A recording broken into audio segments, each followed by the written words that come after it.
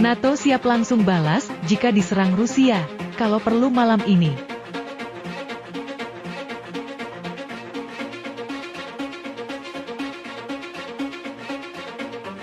Fakta Pertahanan Atlantik Utara, NATO menyatakan siap langsung membalas jika sewaktu-waktu Rusia menyerang, bahkan malam ini jika mereka diperlukan terjun ke medan perang.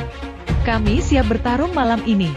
Kami harus bisa bertarung malam ini jika perlu, dengan apa yang kami miliki, kata Wakil Kepala Staf di Markas Besar NATO Allied Powers Europe, SHP, Letnan Jenderal Hubert Cottereo, seperti dikutip Reuters.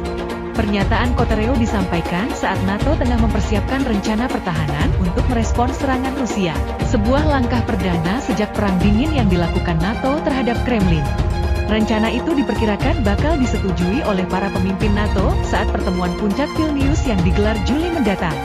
Langkah ini menandai perubahan pola pikir NATO terhadap Rusia, di mana sebelumnya blok tersebut menilai tak perlu menyusun rencana pertahanan skala besar, karena merasa tak ada ancaman eksistensial yang dilakukan Rusia pasca Soviet.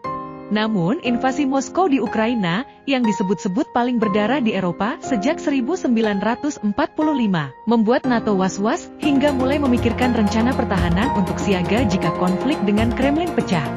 Perbedaan mendasar antara manajemen krisis dan pertahanan kolektif adalah ini, bukan kami melainkan musuh kami yang menentukan garis waktu, kata Laksamana Rob Bauer, salah satu pejabat tinggi militer NATO.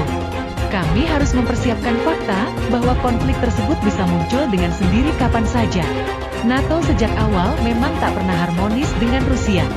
Sebab, blok itu sendiri mulanya didirikan untuk melawan ancaman ekspansi Moskow pasca Perang Eropa.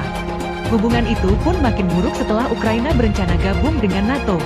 Inilah yang menjadi salah satu alasan Kremlin menginvasi Ukraina, yaitu karena takut negaranya dikelilingi anggota NATO. Rencana pertahanan NATO itu juga tak cuma menguraikan cara menangkal serangan Rusia, tetapi juga memberikan panduan kepada negara-negara tentang cara meningkatkan pasukan dan logistik.